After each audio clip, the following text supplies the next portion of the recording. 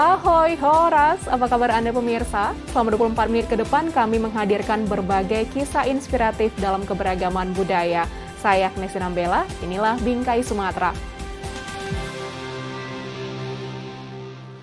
Di tengah pandemi, yoga menjadi begitu penting sebab manfaatnya yang baik bagi tubuh, pikiran, dan jiwa. Untuk itulah dalam perayaan Hari Yoga Internasional tahun ini, tema yang diusung adalah Yoga for Well-being. Bagaimana yoga dapat memberikan kesehatan yang holistik bagi tubuh kita? Berikut liputan selengkapnya.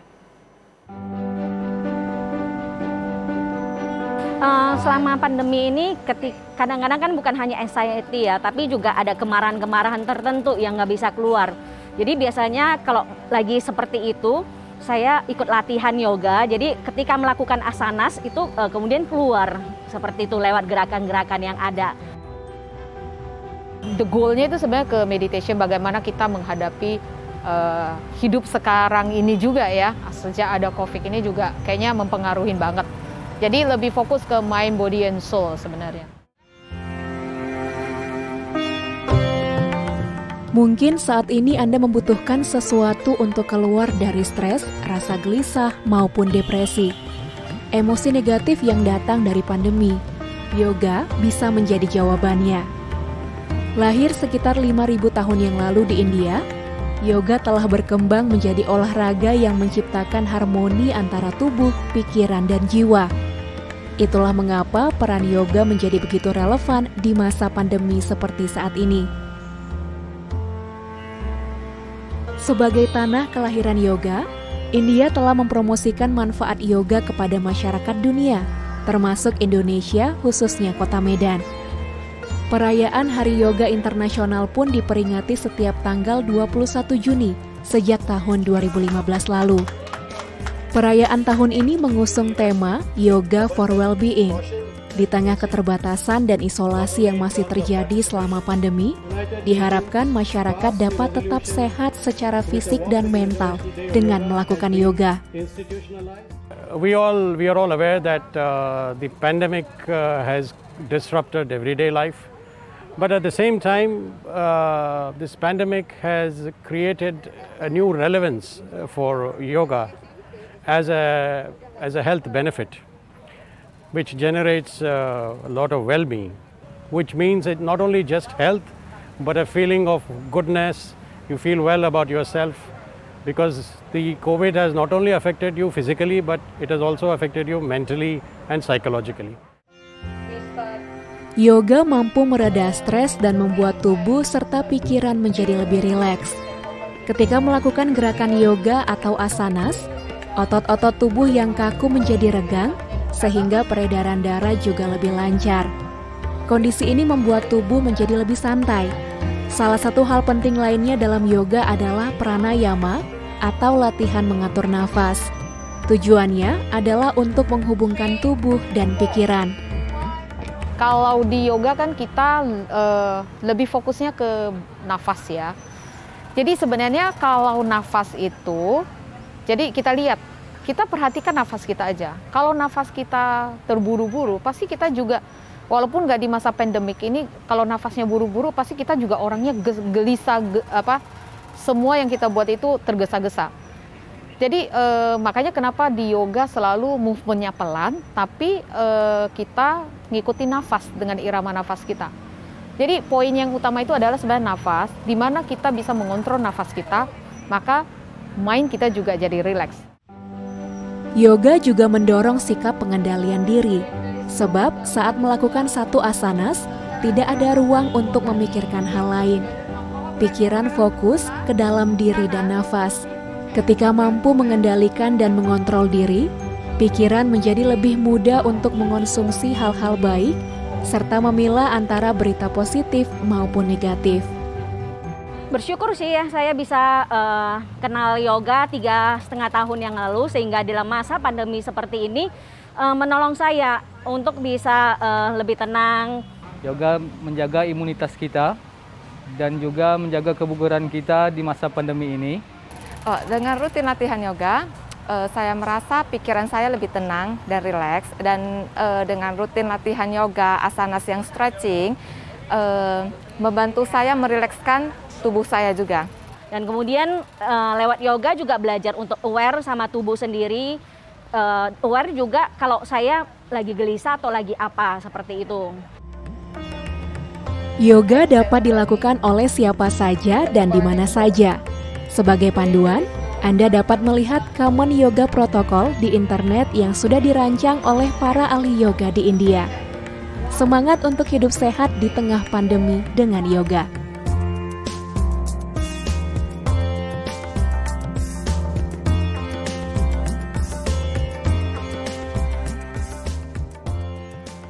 Tak hilang Melayu di bumi, petua populer yang diucapkan oleh tokoh Melayu legenda Hang Tuah. Petua ini pun syarat makna yang pada intinya untuk senantiasa menjaga nilai-nilai Melayu, adat dan tradisi Melayu. Seperti belum lama ini, Delhi Art Foundation mengadakan diskusi kebudayaan Melayu di Balai Arkeologi Sumatera Utara. Diskusi ini diadakan agar Melayu tetap terlestarikan dan tidak mudah digempur kemajuan zaman. Indonesia merupakan negara kepulauan yang penuh dengan kekayaan serta keragaman budaya, suku, agama, bahasa daerah, dan lainnya. Meski demikian, Indonesia tetap satu sesuai dengan semboyannya, Bhinneka Tunggal Ika, yang artinya meskipun berbeda-beda, tetapi tetap satu jua. Kebudayaan Melayu adalah salah satu dari ragam kebudayaan yang hidup, tumbuh, dan berkembang di muka bumi ini, khususnya Indonesia. Suku ini mendiami wilayah Semenanjung Malaya, Sumatera bagian barat, timur, tengah, hingga selatan, Singapura, Thailand Selatan, Burma, serta Borneo pesisir termasuk Brunei. Namun di tengah kemajuan zaman saat ini, eksistensi budaya Melayu semakin dipertanyakan. Globalisasi telah menyebabkan terjadinya integrasi ekonomi, politik, sosial, dan budaya. Arus globalisasi yang membuka seluas-luasnya keran informasi, membawa masuk kebudayaan baru yang dengan leluasa menggempur kebudayaan daerah seperti Melayu.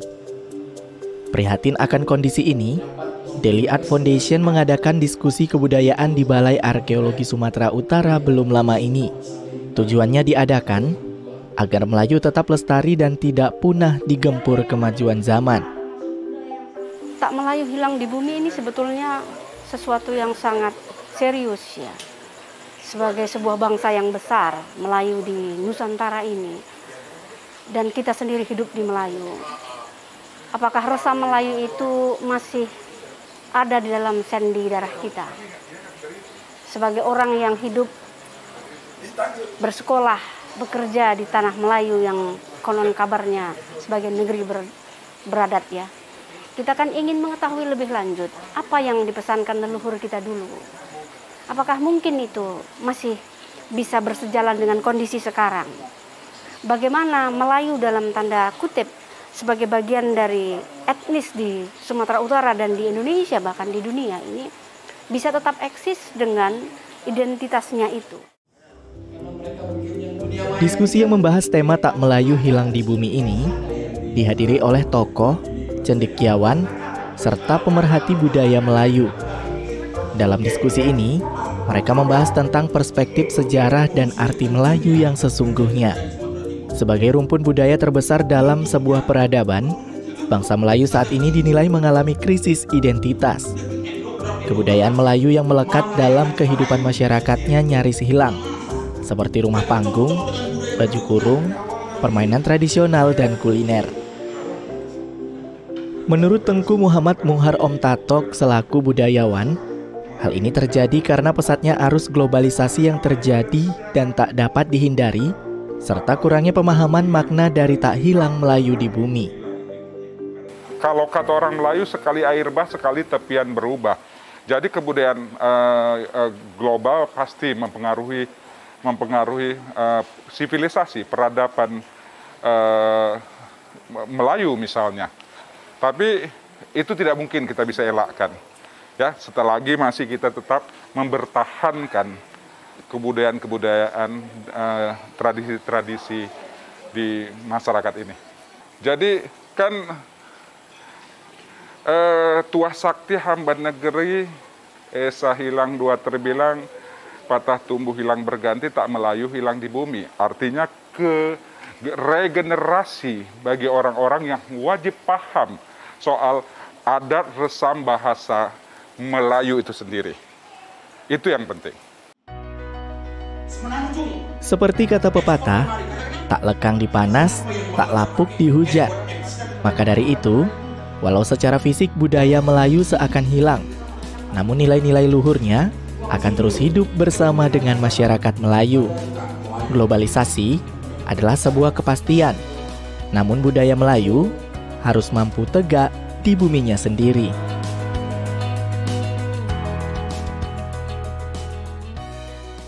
Pemirsa, dengan uang pribadi, Alwansyah Putra Harahap mendirikan sekolah untuk anak-anak di Kecamatan Pantai Labu, Kabupaten Deli Serdang, Sumatera Utara. Selain pendidikan formal, sekolah bernama Al-Amin Ar-Ridho ini juga menanamkan pendidikan budi pekerti. Utamanya sikap peduli pada sesama menjadi benih unggul yang ditanamkan sejak dini. Kami punya liputan selengkapnya untuk Anda.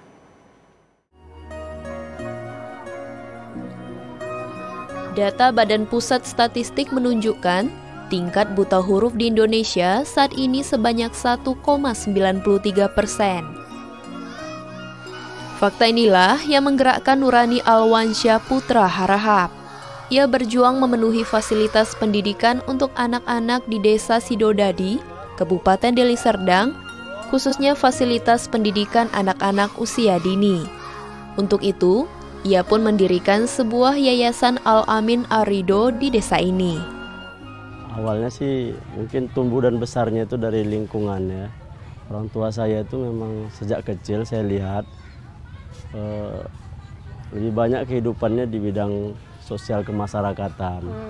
Mungkin karena saya tumbuh dalam lingkungan seperti itu, keluarga seperti itu, akhirnya jiwa yang terbentuk itu adalah jiwa yang ke sosial masyarakat juga gitu. Kala itu, di desa ini masih belum ada sekolah setara taman kanak-kanak. Sehingga anak-anak yang akan masuk ke sekolah dasar belum bisa membaca dan menulis seperti anak lulusan taman kanak-kanak. Melalui yayasan ini, Alwan pun mendirikan Raudatul Atfal atau Taman Kanak-kanak Islam tahun 2009. Awalnya, sekolah hanya berupa bangunan gubuk yang tidak permanen. Pelan-pelan, ia pun mendirikan bangunan permanen dan berdiri kokoh sampai sekarang. Uang sekolah di sini juga terbilang murah, yakni Rp40.000 per bulan. Khusus bagi anak yatim dan duafa, pihak sekolah tidak membebankan biaya sepeser pun. Cara ini dilakukan Alwan agar anak-anak yang kurang mampu sekalipun dapat meraih pendidikan yang baik.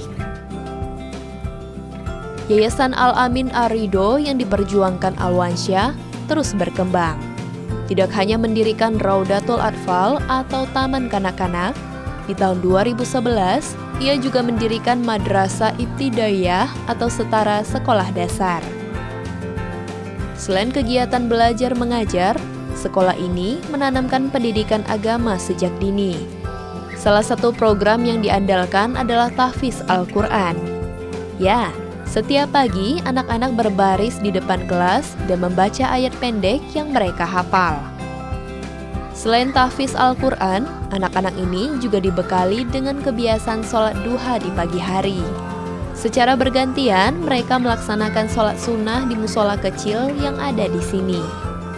Di siang hari, yayasan ini juga membuka program Madrasah Diniyah Awaliyah atau program mengaji sore.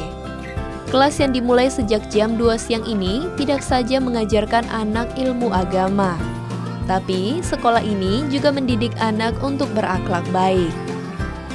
Secara berkala, Alwansyah pun mengadakan kegiatan urunan beras. Ya, masing-masing anak diminta membawa segenggam beras untuk disumbangkan kepada fakir miskin yang ada di sekitar sekolah. Uniknya, anak-anak ini sendiri yang menyerahkan beras hasil urunan ini. Harapannya mereka bisa mencapai cita-citanya. Ya kalau ditanya anak itu kan ada yang mau jadi ini gitu. Nah kita berharap mereka terjaga gitu, terjaga dan dijaga Allah bisa mencapai cita-citanya itu. Nah itu tentu nanti menambah kebahagiaan juga. Dan buat teman-teman lain yang satu profesi dengan kita, ya sudah baik lah. Kembali aja ke tujuan dasar pendidikan itu apa sih gitu. Ya, tujuan dasarnya tadi yang saya bilang, membuat anak-anak itu taat kepada Allah dan Rasul, satu lagi mereka menjadi pemimpin. Gus, soalnya anak saya tamat dari sini pinter, hafal doa-doa, bisa membaca, tamat TK. Lewat Yayasan Al-Amin Arido, Alwansyah terus membantu pemerintah dalam mengentaskan buta aksara pada anak-anak usia dini. Lewat sekolah ini pula, ia telah menanamkan budi pekerti yang baik agar nantinya anak-anak ini tumbuh menjadi generasi yang taat dan berakhlak mulia.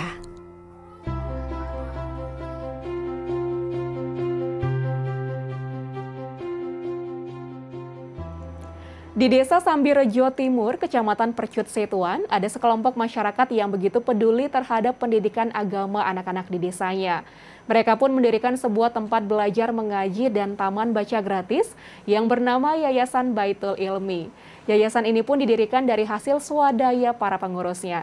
Saksikan liputan selengkapnya dalam segmen Sekitar Kita berikut ini.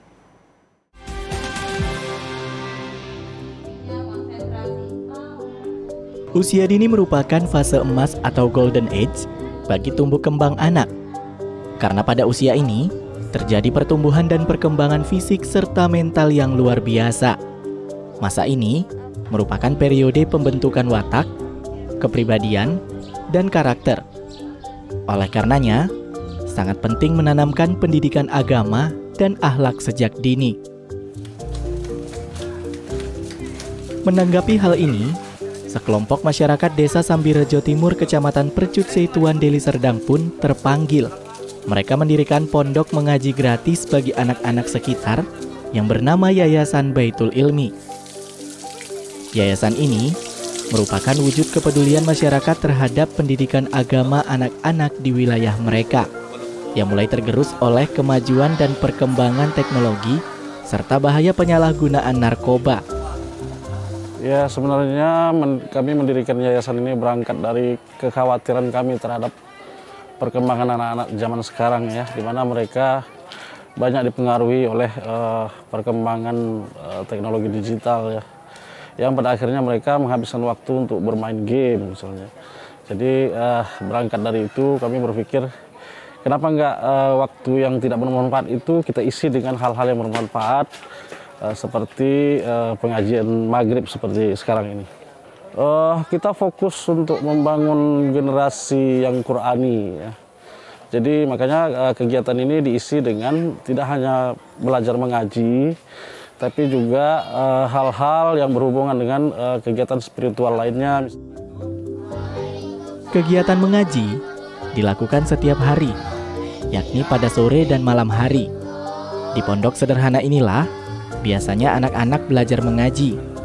Mereka diajarkan mulai dari pengenalan huruf hijaiyah, kemudian memperlancar bacaan Al-Quran dengan memperhatikan makrot serta tajwidnya. Di waktu-waktu tertentu, anak-anak juga diajak dan diajarkan untuk lebih akrab dengan buku. Anak-anak bebas memilih dan membaca buku apa saja di rak buku yang telah disediakan oleh pihak Yayasan Baitul Ilmi. Agar tidak bosan, para pengajar menghibur anak-anak dengan aneka permainan. Permainan yang dimainkan juga masih berkaitan dengan ilmu agama dan buku yang mereka baca. Anak-anak diajak untuk menceritakan kembali apa yang mereka baca ke teman-temannya. Hal ini dilakukan agar anak-anak dapat memahami isi buku yang dibaca, serta melatih keberanian dan public speaking mereka.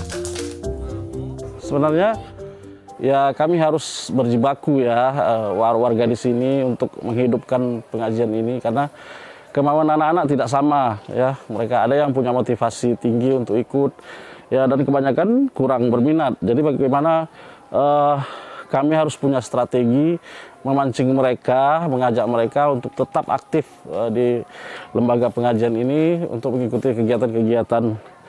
Nah, sukanya tentu ya kami sangat bergembira ya, karena sejauh ini ya sudah cukup banyak anak-anak yang ikut bergabung di sini, dan dampaknya karakter mereka, akhlak mereka sudah mulai kami lihat ada perbaikan, dan waktu mereka tidak lagi habis di luar, ya lebih banyak belajar di lembaga ini. Naufal Riz Anwar adalah salah satu siswa yang rajin mengaji. Siswa kelas 5 sekolah dasar ini merasakan banyak manfaat bergabung di pondok ini. Ia bersama teman-teman seusianya dapat memanfaatkan waktu luang dengan berkegiatan positif di yayasan ini. Gurunya baik-baik, tidak sombong, dan bisa mendapatkan teman yang banyak. Saya di sini belajar mengaji, belajar menanam, dan bisa bermain-main dengan teman-teman saya. Semoga saya bisa mencapai cita-cita saya dan bisa menjadi anak tahfiz. Di kondisi yang serba sulit ini, anak-anak juga diajarkan berkebun, seperti memilih jenis tanah yang baik untuk berkebun, memasukkan tanah ke dalam wadah polybag sebagai media tanam, merawat tanaman, dan lainnya. Hal ini dilakukan agar kedepannya anak-anak dapat lebih produktif dengan memanfaatkan lahan di sekitar rumahnya dengan bercocok tanam. Harapan kami sebenarnya nantinya akan tumbuh generasi yang berakhlak, ya, berakhlak dan bermental seperti mana yang digariskan dalam Al-Quran. Yang kedua,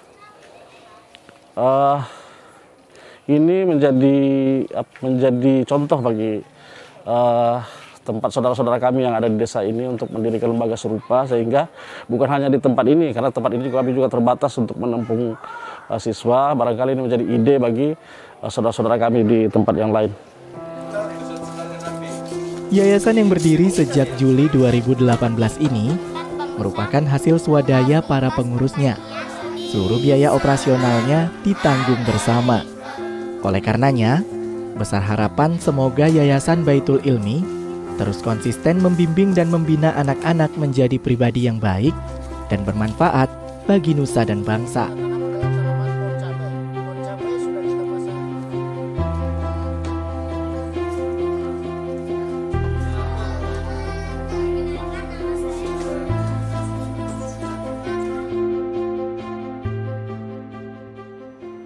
Sekian program Bingkai Sumatera. Jaga diri Anda dengan menerapkan protokol kesehatan 5M dimanapun Anda berada. Memakai masker, mencuci tangan pakai sabun dan air mengalir, menjaga jarak, menjauhi kerumunan, serta membatasi mobilitas. Tetap semangat menyebarkan kebaikan. Saya Agnes Sinambela pamit. Sampai jumpa.